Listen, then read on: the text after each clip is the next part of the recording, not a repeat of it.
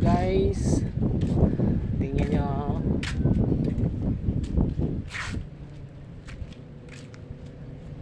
Ang ganda ng dagat guys, oh.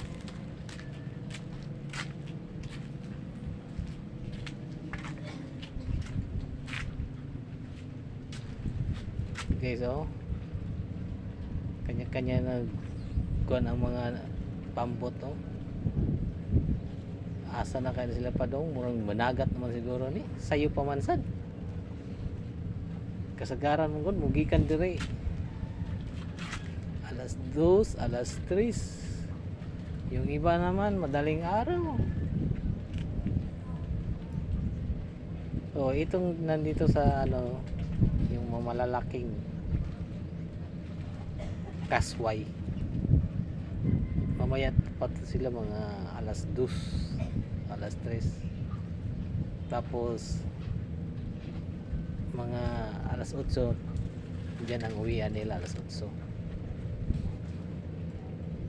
yan guys. Pero yung mga nandoon na sa ano, yung nasipag-alisan, hindi ko alam kung anong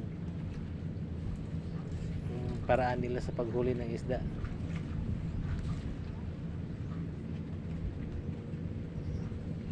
Ito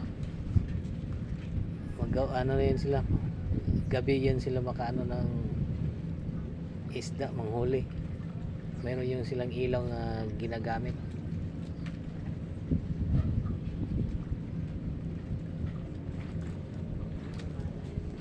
Guys, oh, ang dami. Bakit ang dami?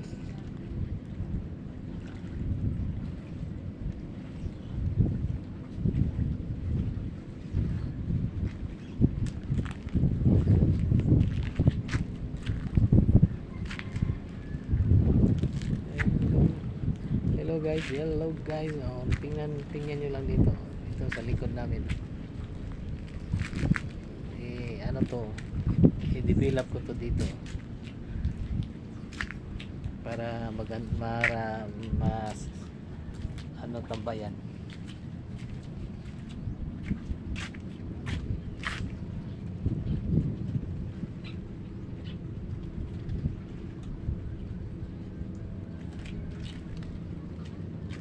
Malamig ang hangin dito,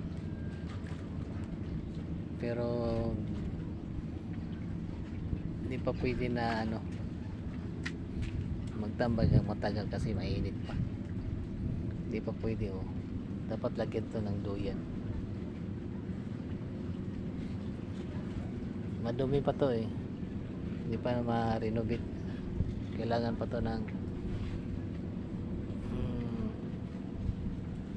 simento, kasi pag hindi to ano, lagyan ng simento o ng flooring, pagdating ng June or ano, June hanggang December, minsan malalaking alon, minsan ang yung alon nandyan na yan, oh.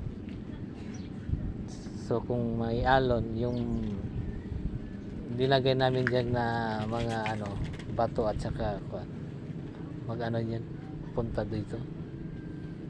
Minsan yung iba paano na sa dagat, mawala na, sayang yung nilagay namin. Ganyan yan pag June. Yung tawag dyan ng June dito, habagat yan.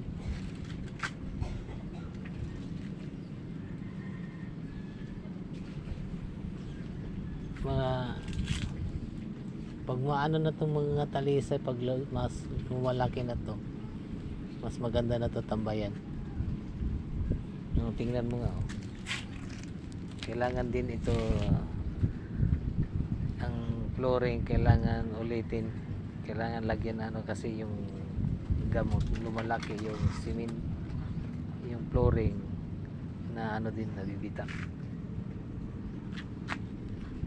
Ganon din dito, ito sa ano, yung lubi, buko natin, kailangan din dito ano. Tapos itong talisay, ito nilagyan namin ng mabibigat para yung paano niya, yung pag malaki siya papuntang dagat, para pag malaki na siya, yung ano niya papunta doon para maganda siya pag mag dive maganda doon papunta siya doon. Iwan ko lang kung effective ang gagawin ko. Okay guys, that's all muna as of now. Bye bye na, bye bye. Let's see kung in the next years or tingnan ko lang kung anong mangyari dito sa kahoy, sa talisay na to. Okay, that's all. Bye bye.